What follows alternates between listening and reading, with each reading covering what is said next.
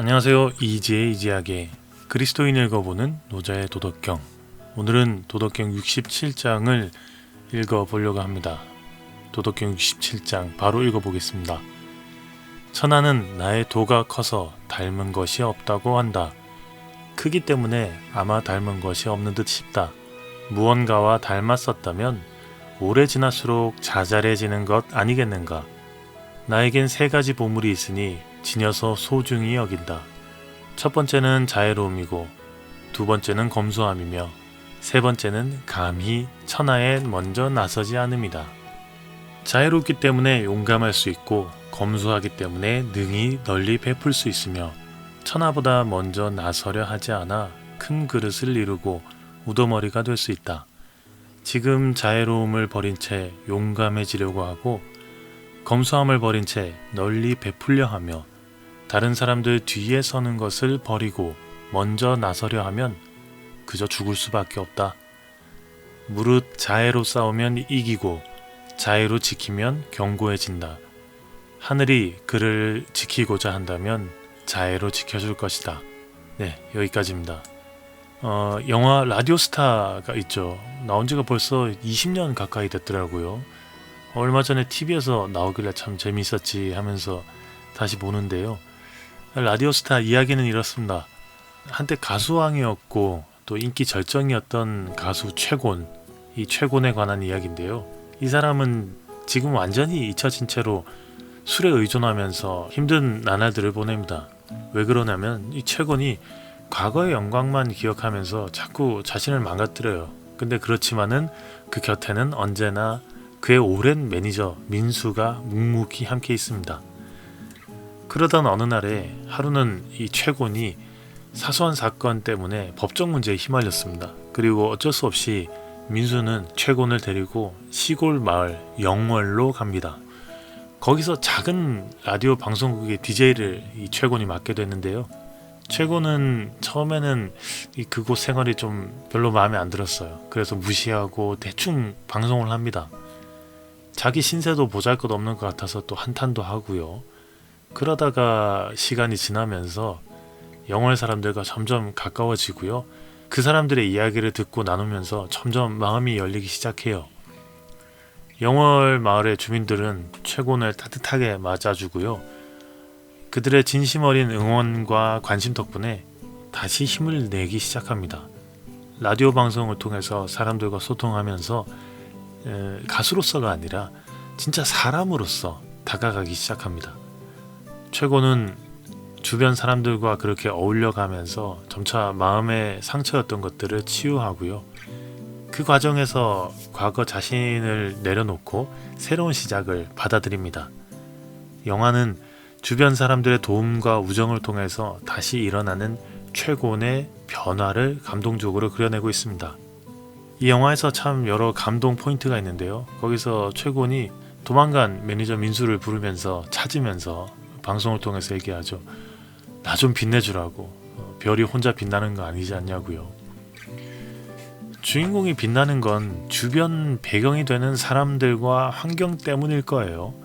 물론 주인공의 노력도 있겠지만 만약 우리가 사는 사회에서 현재 성공이라는 사회적 기준이라는 게 없다면, 그리고 주변에 발판이 되어줄 누군가가 없다면, 돈이라든가 순위라든가 하는 그런 기준 요소가 될 만한 게 없었다면 과연 성공이 성공인 걸까요? 좀 궤변 같지만은 우리는 이상을 꿈꾸며 삽니다. 그런데 그 일상이 없다면 이상도 없죠. 공기가 가득해서 우리가 지금 숨을 쉴 수 있고, 숨을 쉴 수 있어서 생명이 있을 수 있고요. 생명이 있기 때문에 무엇인가를 할 수 있죠. 마찬가지로 내 주변에 있는 평소에는 아무것도 아닌 것, 당연한 것들, 이런 것들이 있었기 때문에 그 덕분에 내가 있는 거죠. 노자가 살았던 춘추 전국시대는 난다 긴다 하는 사람들이 세상을 정복해서 발 아래 두려고 서로 싸우던 시대입니다. 지식인들은 그 사이에서 이렇게 해야 성공한다, 저렇게 해야 성공한다 하면서 정복 야망자들의 욕망을 채워주면서 자신들의 야망도 채웠습니다. 어쩌면 노자가 보기에는 그 위대한 공자의 예도 역시 그것과 다를 것 없었어요. 정치적으로 영향력을 발휘해서 세상을 바꿀 수 있을 줄 알았지만은 그건 불가능했습니다.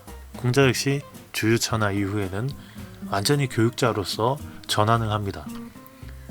거대함과 위대함은 변화를 낳지 못한다라는 게 정설인 것 같아요.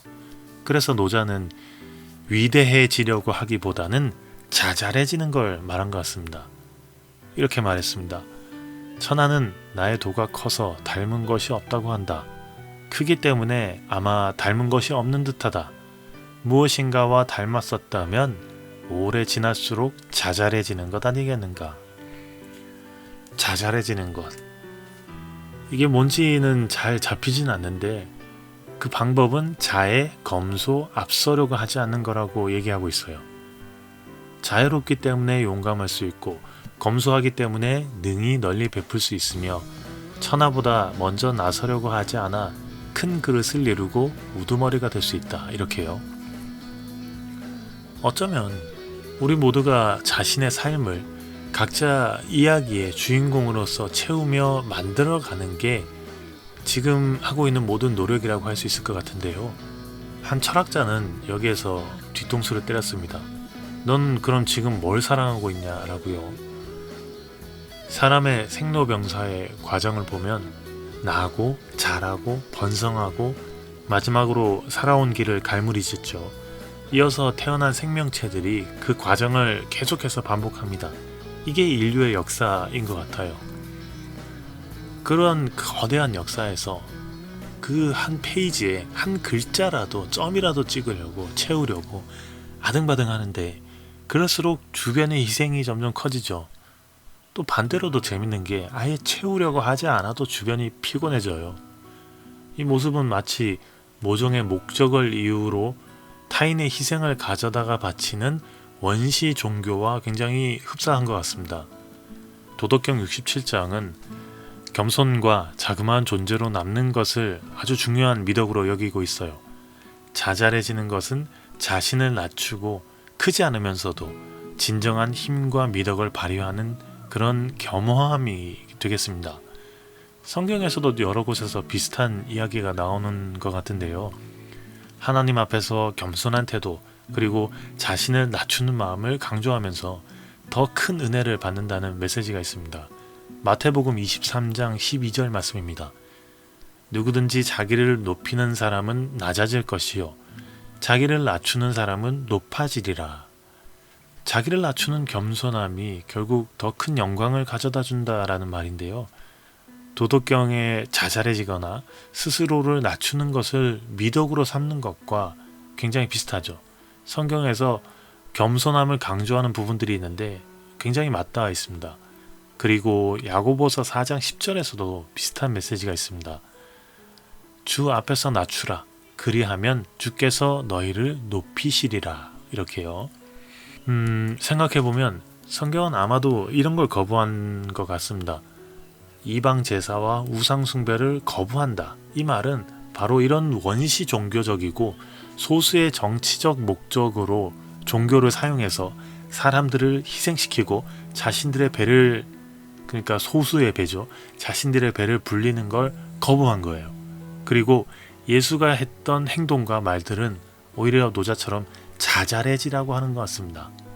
야훼의 말씀을 철저하게 지키려는 사람들이 모인 정치적, 종교적, 사상적, 문화적 중심지인 예루살렘이 아니라 완전히 그 반대로 천대받고 잊혀져가는 사람들이 사는 사마리아 지역에서 예수님이 활동하시는 걸 보면 그렇습니다.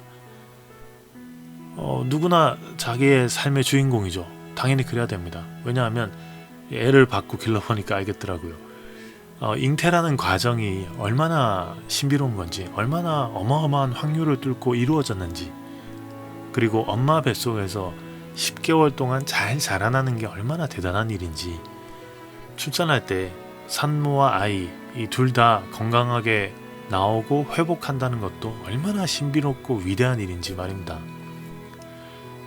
어마어마한 확률과 위험한 요소들을 이겨내고 나왔으니까 당연히 축복받은 생명이고 위대한 업적입니다. 누구나 자신만의 삶을 살아갈 만한 자격이 있어요. 그러나 묻습니다. 주인공으로서 무엇을 사랑하고 살 건지요. 그렇게 노자도 예수도 묻는 것 같습니다. 한번 생각해보면 별거 아닌 존재가 된다는 두려움, 어쩌면 이걸 이겨내는 게 신앙인 것 같기도 합니다. 살다 보면 별거 아닌 존재가 되는 순간은 성공의 순간보다 압도적으로 많기 때문입니다. 초라한 그 순간이 싫어서 자잘해지기 싫죠. 모두가 위대해지고 싶고 대단해지고 싶습니다. 그래서 경쟁이 피가 터지는 거고요. 온갖 그 사기와 권모술수가 난무한 건 아닐까요? 그렇기 때문에 자애로운 거고 검소한 거고 먼저 나서지 않습니다. 그리고 하늘이 그를 지키고자 자애로 지킨다는 건 배경이 되는 누군가 혹은 무엇인가를 제껴놓고 공을 자기가 차지하려는 게 아니라 함께 하려는 태도에서 비롯되는 말 같습니다.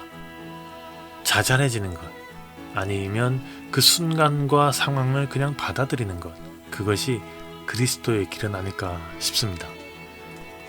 마지막으로 도덕경 67장을 다시 한번 읽어보면서 마무리하도록 하겠습니다. 천하는 나의 도가 커서 닮은 것이 없다고 한다. 크기 때문에 아마 닮은 것이 없는 듯 싶다.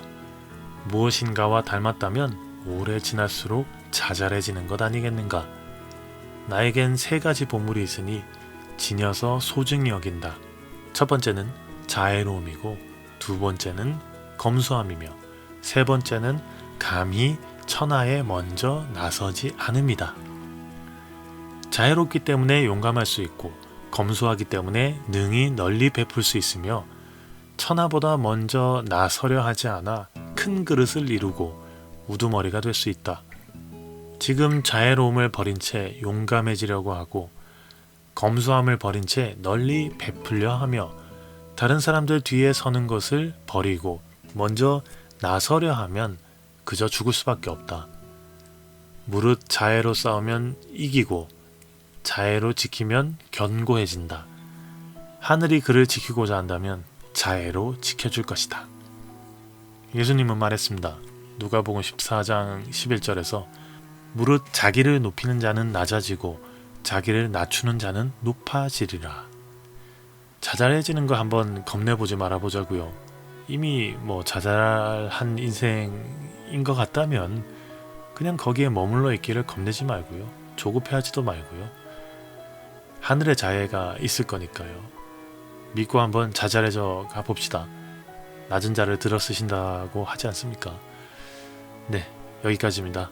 들어주셔서 감사합니다.